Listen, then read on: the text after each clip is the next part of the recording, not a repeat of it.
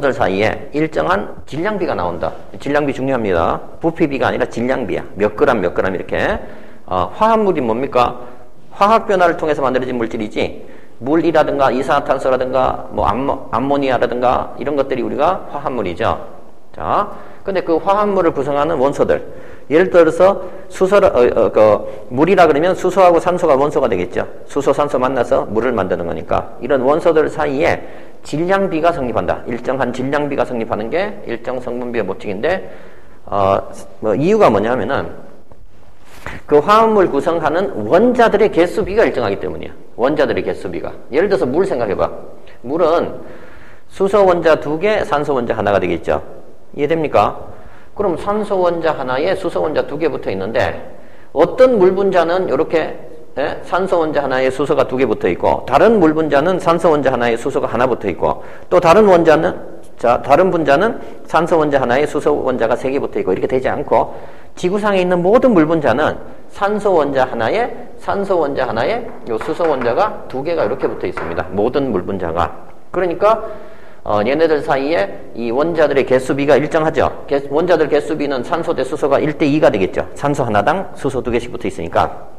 그러면 이 질량비는 항상 모든 물 분자에서 우리가 질량비가 1대8이 되는 것을 알 수 있는데, 요거를 설명하려면 요거를 우리가 잠시 봐야 됩니다. 여기 보시면 여기 수소 있잖아요. 그죠? 수소가 가장 가볍습니다. 그래서 수소의 질량을 그냥 상대적으로 1이라고 표현하는 거야. 그냥 수소를 1이라고 표현하면 탄소는 12배가 되니까 12가 되겠고, 수소 원자보다 12배 무거우니까, 산소는 16배가 무거우니까 16으로 표현하고, 질소는 14배라서 14라고 표현하고, 구리는 64로 표현할 수 있겠죠. 원래는 요 탄소가 기준이 되는데 그건 고등학교 과정에서 다시 자세하게 설명할 테니까 신경 쓰지 마시고요. 그래서 수소보다 얘가 12배 무겁고 14배 무겁고 이런 식으로 해서 상대적으로 우리가 질량을 이렇게 정해 놔 보면, 여기 보시면 수소는, 수소를 1로 봤을 때 산소 요 한 개가 얼마 있었어? 16이었지. 그럼 이 물 분자를 구성하는 수소의 질량과 산소의 질량비는 2대 16이죠. 이해됩니까? 그럼 2대 16이니까 뭐라고 할 수 있어? 1대8이라고 이렇게 간단하게 나타낼 수 있다, 이런 얘기입니다. 이해되시죠? 자, 탄소는 12고 산소는 16이라고 그랬어. 자, 얘 보세요. 탄소는 얼마? 12. 산소는 16. 그런데 탄소 하나에 산소가 2개 붙어 있지. 이런 식으로. 자, 그럼 탄소 하나에 산소 2개니까 산소는 얼마다? 16이고 탄소는 얼마다? 12라고 그랬으니까 요 산소 2개 합치면 32. 산소 2개는 30인데 탄소가 12니까 12대 32죠. 탄소 12대 산소 32죠. 따라서 약분하면 얼마다? 3대 8이 되는 것을 알 수 있다. 그리고 선생님이 늘 강조하겠지만, 자, 이런 화학식은 반드시 눈도장을 찍어둬야 됩니다. 읽는 방법은 이산화탄소 이렇게 읽으면 되죠. 이산화탄소 이렇게 읽으면 됩니다. 그럼 얘는 누구겠어? 여기 1 생략됐으니까 1산화탄소죠. 그럼 얘는 누구야? 탄소 하나에 산소 하나가 붙어 있지. 근데 탄소 하나 12고 산소는 얼마? 16이니까 탄소 대 산소는 바로 3대 4가 되더라. 그 다음에 구리는 아까 64였죠. 구리 얼마? 64. 산소 얼마? 16. 자, 구리 하나. 자, 요 분자를 구성하는 게 구리 하나, 그 다음에 산소 하나, 이렇게 1대1로 결합이 되어 있죠. 원자 수가. 따라서 64대 16이 구리의 산소의 질량비다. 64대 16이니까 4대 1이다. 이런 식으로 이제 계산할 수 있어야지 여러분들이 문제를 풀 수 있겠습니다. 별로 어렵진 않죠? 그 다음에 이건 지금 뭐냐면 질산은 용액에다가, 질산은 AgNO3죠.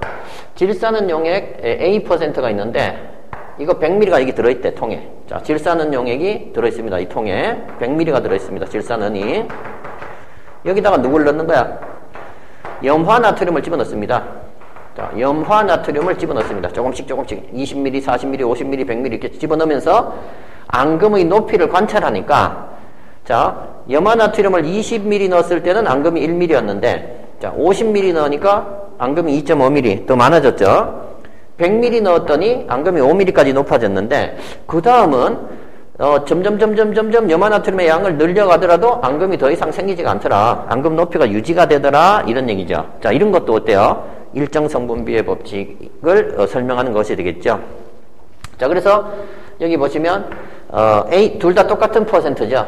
자, A% 질산원에다가 이만큼 조금씩 넣으면서 앙금의 양이 이렇게 되더라. 자, 그래서 이제 문제가 어떻게 출제가 되냐 하면 뭐 이렇게 되겠죠. 예를 들어서 요 B라는 점이라면 하면 NaCl을 50만 넣은 거죠. 그래서 앙금이 2.5mm가 생긴 거지. 그럼 이 B 상태에서 만약에 이 NaCl을 염화나트륨을 점점 B 상태에서 점점 더 넣어주면 앙금의 높이가 점점 높아진다. 그럼 맞는 얘기지, 그죠? 이런 식으로 출제가 됩니다. 맞냐 틀리냐 이렇게 물어보는 거니까. B 상태는 아직 앙금의 높이가 어때요? 50mm 넣었을 때니까 거기다가 60mm, 70mm, 80mm 넣을수록 앙금 높이가 점점 높아지지. 앙금이 더 많이 생기겠지, 그죠? 이런 식으로 출제가 됩니다. 그 다음 질량 보존의 법칙이죠. 뭐라고? 질량 보존의 법칙이죠. 자, 이 질량 보존의 법칙도 어렵지 않습니다.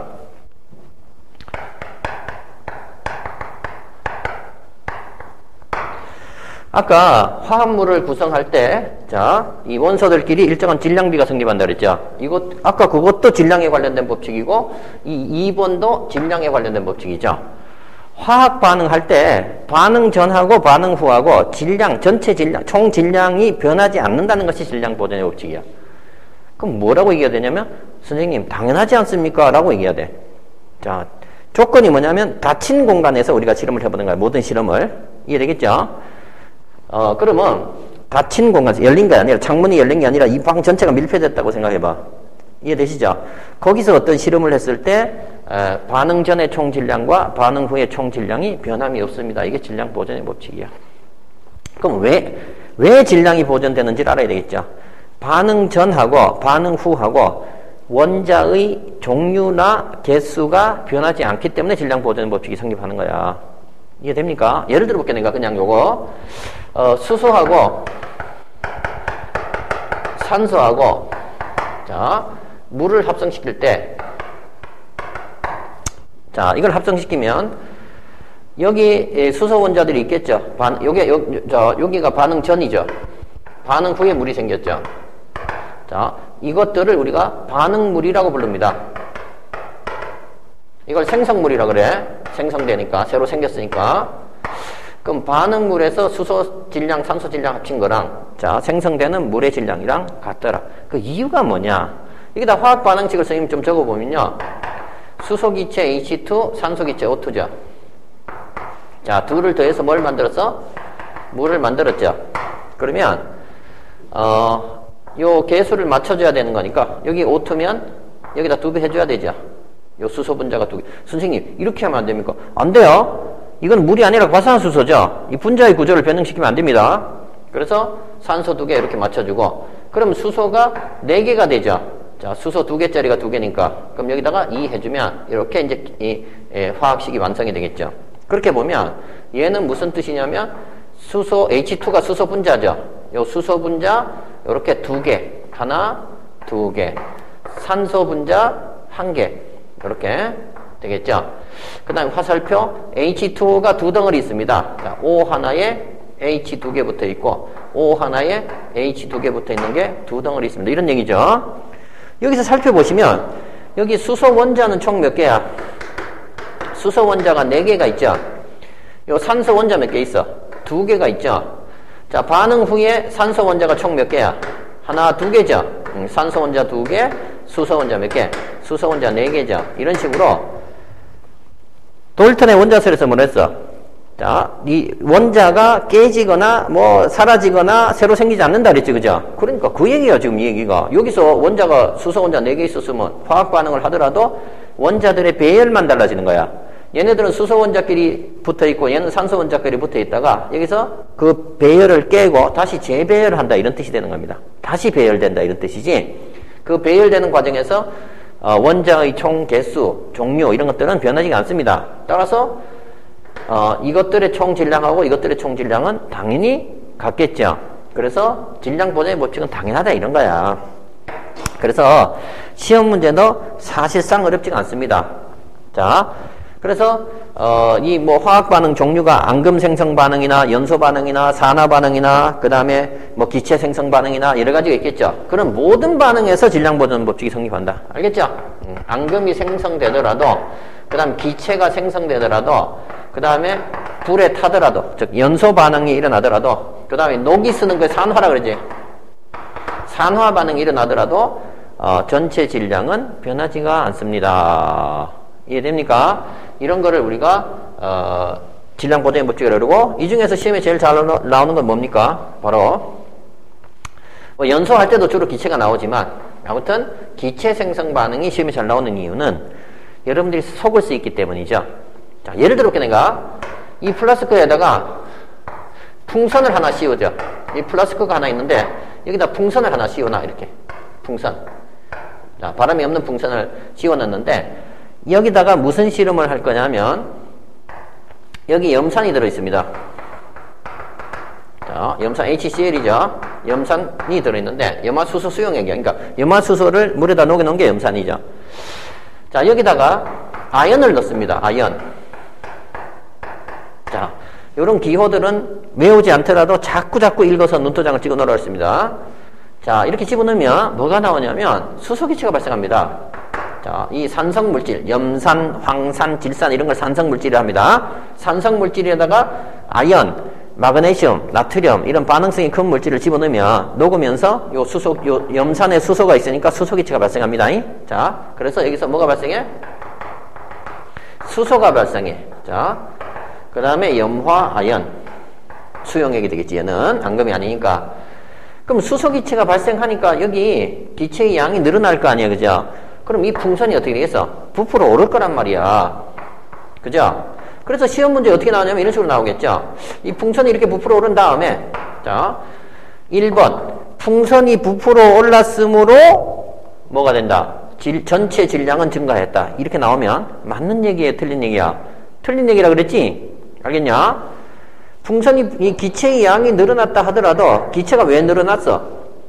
여기서 수소가 발생했으니까 기체의 양이 늘어났지만 여기 있는 원자의 종류랑 총 개수랑 자, 그 다음에 반응 후에 원자의 종류하고 총 개수는 안 변했잖아, 아까. 그러니까 뭐 이게 풍선이 부풀어 오르든 말든 아무 상관없이 이건 닫힌 공간이 맞죠? 뚫려 있는 게 아니니까 날아갈 데가 없잖아, 그죠? 사라질 데가. 따라서 어떻게 된다? 총 질량은 보존된다. 그러니까 풍선이 부풀어 올라서 질량이 늘어났다 그러면 틀린 얘기다 이렇게 보시면 된다 이거야.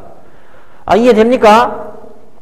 그 다음에 앙금 생성 반응은 왜 또 시험 자주 나오냐면 자, 또 뭐라 그랬어? 자, 어느 날 자, 질산은 용액이 있는데 AgNO3 있습니다. 질산은이죠. 질산은 이렇게 읽을 수 있어야 돼 이제는. 알겠냐? 학교 시험에 안 나와도 읽을 수 있어야 됩니다. 이건 왜냐면 고등학교 졸업할 때까지 계속 우리가 써먹을 거니까. 자, 질산은에다가 자, 염화나트륨을 집어넣습니다.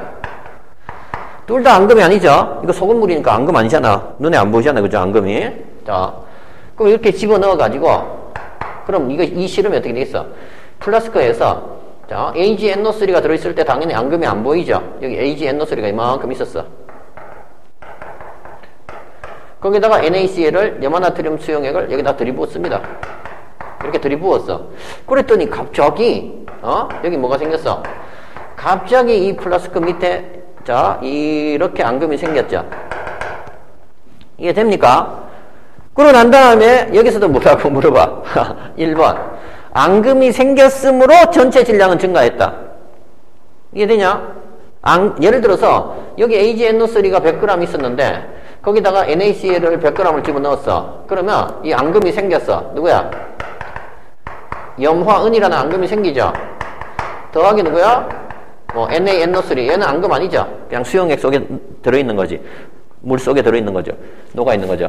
그런데 이 앙금이 이렇게 생겼으니까 이 전체 질량은 이 둘 합친 거 200g보다 더 커질 것이다. 이렇게 이제 문제에 준단 말이야. 그럼 맞다고 틀리다고? 틀린 거 이해되죠, 이제? 왜냐하면 반응 전에 총 원자 종류, 그 다음에 그 원자별 총 개수가 있겠죠. 몇 개씩. 그 다음 반응 후에도 전체 이 원자 종류하고 개수가 안 변하기 때문에 전체 질량은 변할 수가 없다. 이해되시겠죠, 그죠? 그러니까 앙금이 생기든 기체가 생기든 우리는 어떤 일이 벌어지더라도 질량은 증가하거나 감소하지 않는다. 전체 질량은 그대로 유지된다. 이것도 철 같은 거 있죠, 철. 만약에 철이 녹슬면 이 철 표면에 이렇게 붉은 게 막 이렇게 막 나와 있어요. 그럼 마치 전체 질량은 늘어난 것처럼 보이지만 이게 철덩어리가 이렇게 있었는데 이게 산소에다가 만약에 노출시켜 놓으면 이게 밀폐된 공간이야.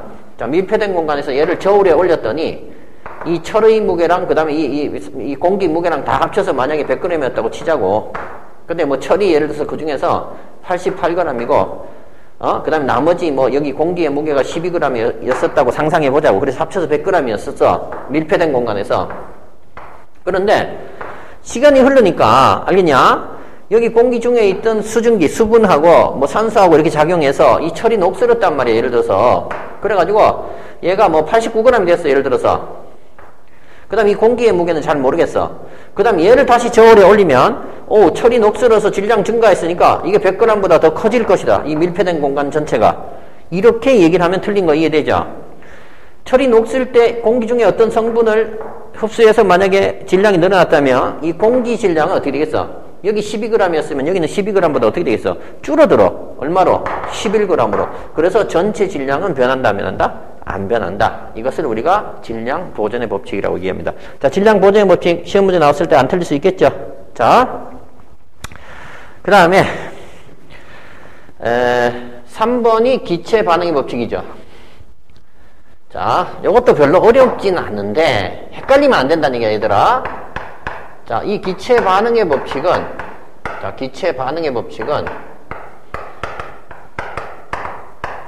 아까 전에 두 개 했던 거는 질량비였었죠. 질량에 관련된 거였잖아, 아까. 그죠? 화합물 구성할 때 원소들의 질량비가 일정한 일정 성분비의 법칙. 질량이 보존된다는 질량 보존의 법칙. 둘 다 질량에 관한 거. 기체 반응의 법칙은 뭐에 관한 거다? 부피에 관한 거다. 이게 중요한 거야. 얘는 부피에 관한 것이다. 기체 반응이잖아. 말 그대로 기체끼리, 기체, 액체 이렇게 반응하는 게 아니라 기체끼리만 반응해야 돼. 알겠냐? 기체끼리 반응해서 새로운 기체를 만들어낼 때 반응되는 기체와 생성되는 기체의 부피 비가 일정하다 이거야. 자, 그러니까 얘부터 먼저 들어줄게 내가. 여기 수소 기체가 있습니다. 여기 산소 기체가 있습니다. 얘네들을 반응을 시켜가지고 여기다가 이 전기 스파크를 튀겨주면 물이 생성됩니다. 자, 요렇게 생성되는데 아까 이거 개수 맞춰놨죠, 이거? 여기 산소 2개니까 여기다가 2배 해주고, 그 다음 여기 수소 4개니까 수소 2개짜리가 2개 있어야 된다. 이런 식으로 이제 되는데, 이렇게 실험을 해봤어. 그랬더니, 이 프랑스에 과학자가 있었는데, 게이 리삭이라는 사람이 이 실험을 해봤는데, 항상 부피비가 일정 온도 압력에서, 알겠냐? 일정한 온도 압력을 딱 유지해주고, 실험을 100번을 하든 1000번을 하든지 무조건 부피비가 2대 1대 2가 나오더래. 즉 수소가 만약에 200ml를 여기다 넣었어. 수소 200ml 넣고 산소를 만약에 150ml를 넣고 실험을 하더라도 2대 1이니까 이거 50ml는 남겠지 그러면. 왜? 이게 200ml면 여기는 이 중에서 150ml 중에서 딱 100ml만 실험에 참여해서 이 둘 합쳐져서 이렇게 실험이 되고, 그 다음에 2대 1대 2니까 얘는 얼마라고? 200ml에 뭐가 생기더라? 수증기가 생기더라 이거야. 물 아니고 수증기입니다. 기체니까. 그래서 항상 수소산소에서 그러니까 수증기 기체가 생길 때는 부피비가 2대 1대 2가 되더라 이런 얘기야. 그래서 기체끼리 반응할 때 일정한 부피비가 있습니다 라고 하는 것이 바로 기체 반응의 법칙이야. 이게 되잖아 이거는. 그죠? 그냥 실험을 해보니까 그렇더란 얘기야. 근데 이 부분을 학생들이 좀 어려워하는 이유가 뭐냐 하면은 요거 설명할 때 학교 선생님들이 아보가드로의 법칙을 같이 설명하는 경우가 많습니다. 여기서 학생들이 맛이 가죠. 자, 그 부분까지 선생님이 좀 자세하게 설명할 테니까. 그리고 학교 시험에 나오는 거랑 안 나오는 거랑 구분해 드릴 테니까 잘 보세요 한번. 그래서 신기하더라 이거야. 그전까지는 이런 법칙이 발견 안 됐으니까. 그래서 이거를 가지고서, 자, 돌턴의 원자설을 가지고 이걸 설명을 해보려고 하니까, 자, 수소가 2부피가 있고, 산소가 1부피, 2대 1대 2니까 산소 1부피를 가지고서 이걸 반응을 해서, 자, 수증기를 2부피를 만들어냈어. 수증기를 2부피를 이렇게 만들어냈어. 그럼 이게 만약에 200ml면 이건 100ml고 이건 200ml 다시 된다 이런 얘기죠. 그래가지고 돌턴 원자설로 한번 봤습니다. 수소가 2부피니까 여기 수소 하나, 2개. 여기 산소 하나. 자, 이해됩니까?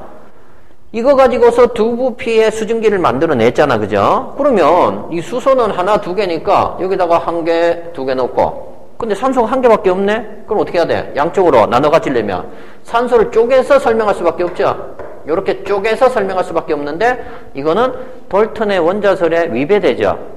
돌턴이 뭐라 했어? 원자는 더 이상 깨지지 않는다 했다, 너. 근데 원자를 어떻게 반으로 쪼개서 양쪽으로 가져갈 거냐고. 설명이 안 되더라, 이거야. 실험을 해보니까 이렇게 항상 일정한 부피비를 가지던데, 너무 신기했는데, 그걸 설명을 하려니까, 이때까지 과학, 즉, 원자설로는 설명이 되더라, 안 되더라? 원자설로 설명이 안 되더라, 이거야. 이걸 증명을 해야 되는데, 그래가지고 나선 사람이 누구냐면, 자, 원자설로 설명이 안 돼가지고 누가 나섰냐? 아보가드로라는 사람이 나섰습니다. 이 아보가드로가 원래 이름이요. 지구상에 존재하는 모든 과학자 중에서 이름 제일 깁니다. 이 이탈리아 사람인데요. 아보가드로 앞에 6글자가 있고요. 뒤에 10몇 글자가 이렇게 있어요. 상상이 되시죠? 자, 그래서 아무튼 이름이 아주 긴 이 사람이 있었는데, 이 사람이 재미난 사람이야. 원래는 법학하고 철학하고 전공하는 사람이야. 20살 전까지는. 그러다가 이 사람이 20살 때 이 과학에 꽂혔죠. 왜 꽂혔냐? 이제 그거는 보통 철학 공부하는 사람들이 과학을 다시 전공하는 사람들이 많습니다.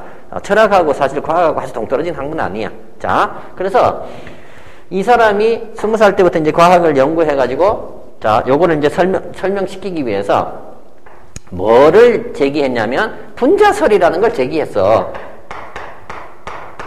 자, 이 사람이 분자설을 제기할 때, 이제, 이 분자라는 개념을 한번 만들어서 우리가, 분자라는 개념 가지고 이거 설명하면 되더라. 자, 하고, 이 분자설을 만드는데, 이때는 이 사람이 그 시골에 있는 교사였었어. 시골 학교 교사. 그러니까, 그거를, 이 사람이 내놓긴 내놨는데 사람들이 주목을 안 해준 거죠. 네가 뭔데 그런 얘기를 하냐 이렇게 한 거야. 왜냐면 정식 무슨 과학자도 아니고 이런 상태였으니까. 아무튼 이 사람이 내어놓은 분자설이 뭐야? 원자 말고 분자라는 개념이 있는데 성질을 가지는 가장 작은 입자인 분자가 있다 이거. 간단해 이거 분자설은. 자, 성질을 가지는 가장 작은 입자야. 자, 성질을 가지는 최소 입자다. 최소 입자인 분자라는 게 존재할 수 있다. 이렇게 주장을 한 거야. 즉, 이 분자, 그럼, 지금으로 본다면 H2가 분자잖아. 그지? 수소기체잖아. 그죠? 수소기체 뭐야? 불 붙이면 폭 소리가 난다. 폭 소리가 나면서 탄다. 이렇게 폭발성 기체다. 이런 거, 이 수소기체의 성질이 있을 거 아니야. 근데 이거는 수소 원자 두 개끼리 이렇게 있을 때, 분자 있을 때만 그런 성질이 나타나. 이걸 분자를 깨서 원자 상태로 만들어버리면 그런 성질이 전혀 안 나타납니다. 그래서 성질을 가지는 최소 입자인 분자라는 게 있을 것이다. 또 이 사람이 뭘 주장했어? 같은 온도 압력에서 똑같은 부피 속에는 분자 종류하고 상관없이 같은 수의 기체 분자가 들어간다. 이렇게 들어갈 것이다. 이렇게 예측을 한 거야, 이 사람이. 분자설이란 얘기는 그게 증명이 된 게 아니야. 알겠냐? 이럴 것이다 라고 예측을 하는 거야. 과학용어로는 가설이라 하는데, 그래서 성질을 가지는 최소 입자인 분자가 존재할 것이다. 그 다음에 같은 부피 속에는, 자, 같은 온도, 같은 압력 하에서 뭐라고? 자, 일정한 온도 압력 하에서, 자, 같은 부피 속에는 같은 수의 분자가 들어간다. 자, 같은 수의 분자가 들어간다. 자, 이건 고등학교 가서 우리가 중요하니까 지금 눈도장을 좀 콱 찍어주는 게 좋습니다. 자, 뭐와 상관없이, 이게 중요해. 분자 종류와 상관없습니다. 분자 종류와 상관없이 같은 수의 분자가 들어가더라. 이렇게 이제 주장을 한 거예요, 이 사람이. 그럴 것이다. 이렇게 주장한 거야. 그럼 무슨 뜻이야, 그러면? 예를 들어서, 여기 20도씨가 있습니다. 그 다음에 1기압이라는 상태가 있습니다. 보통의 기압이 1기압이야. 이 상태에서, 부피가 똑같은 기체가 있다면, 이게 이산화탄소가 되든, 아니면 여기가 수소가 되든 간에, 여기 이산화탄소 분자가 예를 들어서 2개가 들어가. 자, CO2가 2개가 들어가고, 이렇게. CO2, CO2 이렇게 두 개 들어가 있고, 그러면 이 똑같은 부피란, 부피가 같다면 여기 종류가 달라지더라도 이산화탄소가 아니라 수소라도 몇 개 들어갈 수 있다. 딱 두 개만 들어간다. 수소 분자도 딱 두 개만 들어가더라. 자, 이럴 것이다 라고 누가 주장했어? 아보가드로라는 사람이 주장을 한 거야. 자, 이렇게 이제 가설을 세우고, 이게 증명이 된 게 재밌어. 이게 증명된 거, 이거 참고야. 자, 이 증명된 거는 결국은 페랭이라는 과학자한테 가서 이제 증명이 됐지만, 이 아보가드로 이 분자설에 아인슈타인이 개입됐다는 건 여러분들이 잘 모를 겁니다. 아인슈타인 유명하죠? 뭐, 상대성 이론으로 유명한 사람인데, 이 아인슈타인이 브라운 운동을 수식으로 증명한 사람이야. 브라운 운동 배웠잖아, 그죠? 확산 운동이잖아, 그죠? 그 확산 운동이 사실은 분자들이 움직이는 거 아니야. 그러니까 아인슈타인이 그 브라운 운동을 수식으로 증명한 거야. 수식으로 증명했으니까 그럼 뭐가 되는 거야? 분자라는 게 있다는 거를, 자, 분자의 존재를 증명한 거야, 이거는. 분자의 존재를 증명하게 됩니다, 수식으로. 이해되시죠? 그래서 이 아인슈타인이 브라운 운동을 수식으로 증명하면서 분자라는 게 있다라는 걸 증명을 했고, 그 다음에 이거를 나중에 페랭이라는 사람이, 페랭이라는 과학자가 이 아보가드로 분자설을 전부 증명을 해냅니다. 실험으로 증명해냅니다. 실험을 통해서 완벽하게 증명을 해냅니다. 그래서 이 사람이 증명해낸 다음에, 원래 이게 아보가드로가 제시한 설이었으니까 그 사람이 유명한 사람이든 아니든, 아보가드로는 실제로 자료도, 그 사람에 관련된 자료도 별로 없을 정도로 사실은 별로 안 유명했던 사람이란 말이야. 그리고 이거 증명될 때는 아보가드로는 이미 돌아가셨습니다. 그래서 아보가드로 업적을 기리기 위해서 이 사람이 요거를 같은 온도, 같은 압력 하에서 같은 부피 속에는 분자 종류 상관없이 같은 수의 분자가 들어간다. 자, 요거를 증명을 하고 난 다음에 요거를 뭐라고 부른 거야? 아보가드로의 법칙이다, 이렇게 한 거야. 그래서 요거가 아보가드로의 법칙이야. 이해되시죠? 그래서 학교별로 이거 아보가드로 법칙 요 자체는요, 학교별로도 시험에 출제가 되기도 합니다. 그러니까 중학생이더라도 요 내용까지는 알고 있는 게 좋다. 이 역사는 그냥 선생님이 재밌으려고 한 거야. 이 역사를 곁들여서 해놓으면 여러분들이 잘 안 잊어버리더라고. 자, 그래서 뭐하고 상관없던 게 중요하다. 분자의 종류하고 상관없다는 게 제일 중요한 거 알겠냐? 이산화탄소 분자들이든 산소 분자들이든 뭐 암모니아 분자들이든 어떤 분자들이라도 같은 온도하고 압력을 딱 준다면, 자, 여기도 20도씨 1기압, 여기도 20도씨 1기압, 여기도 20도씨 1기압이면 어때요? 여기 만약에 2리터 속에 들어있는 수소 분자의 개수, 2리터 속에 들어있는 산소 분자의 개수, 2리터 속에 들어있는 암모니아 분자의 개수, 이산화탄소 분자의 개수 전부 다 똑같은 개수만큼 들어갑니다. 자, 그래서 아보가드로의 법칙은 알아두는 것이 좋다. 알고 있어야 됩니다. 자, 그러면 간단하게 기억하면 뭐다? 부피가 같으면 뭐도 같다. 분자 종류하고 상관없이 분자 수도 같더라, 이런 얘기야. 그러면 여기서 재미난 현상이 벌어지죠. 이 화학 반응식을 이렇게 적을 수 있다면, 자, 잘 봐요, 한번. 여기 분자 수의 비가 나오죠. 자, 분자 수의 비율은 H2 2개 대 산소 1개 대 물 분자 2개죠. 오. 근데 아까 아보가드로 법칙이 뭐야? 분자 수가 의 비율이나 부피비가 같다 그랬지. 그렇잖아. 이거 지금 온도 압력이 지금 안 변하는 상태에서 이 실험을 하는 거기 때문에 여기 자, 요 수소가 들어있는 수소, 산소 여기서 결합시키는 그 용기의 온도 압력, 그 다음에 발생하는 수증기 들어있는 용기의 온도 압력이 안 변했으니까 얘랑은 온도 압력이 같은 상태란 말이야. 이해되죠? 그런데 수소 부피가, 자, 수소 분자가 만약에 2배고 개수가 이게 1배라면 이 부피도 어떻게 된다? 수소 분자 수가 2배가 되려면 부피도 2배가 돼야 되죠. 부피도 2대1이 되죠. 그래서 부피도 2대1 대 2가 되는 것을 알 수 있다, 이런 얘기죠. 왜? 부피가 같으면 그 안에 들어가는 분자 수의 비도 분자 수도 같다 그랬으니까 이게 되잖아, 그죠?